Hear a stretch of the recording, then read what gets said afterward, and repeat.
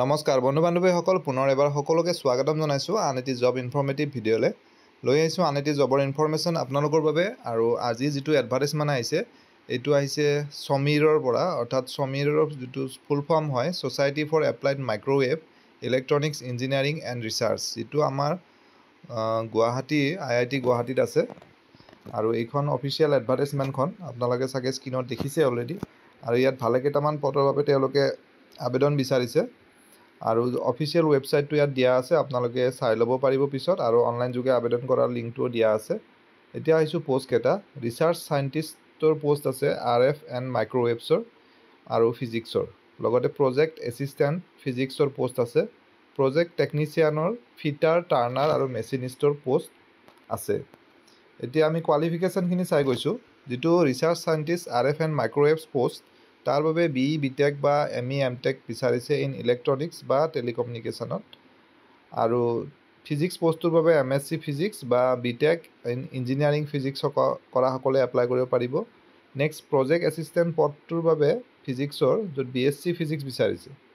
আৰু project technician ফিটাৰৰ বাবে ITI fitter হ'ব লাগিব টাৰ্নাৰৰ বাবে ITI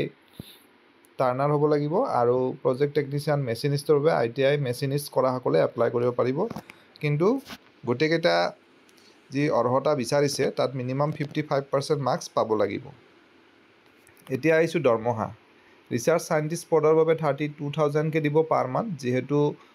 পাৰ্মানেণ্ট নহয় কণ্ট্ৰেক্ট বেচিছত হ'ব এপইণ্টমেণ্টটো আৰু 2 ইয়াৰ্ছৰ কণ্ট্ৰেক্ট হ'ব ইনিচিয়েলি প্ৰজেক্ট এছিষ্টেণ্টটো 19,000 দিব প্ৰতি মাহে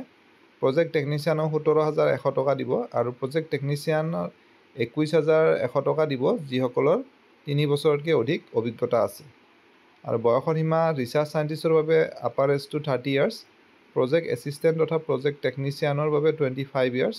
আৰু প্ৰজেক্ট টেকনিচিয়ান B পোষ্টটোৰ বাবে 35 ইয়াৰ্ছ ধৰি দিছে অলৰেডি মই ক'লোৱে যে 2 ইয়াৰ্ছৰ কণ্ট্ৰেক্ট থাকিব আৰু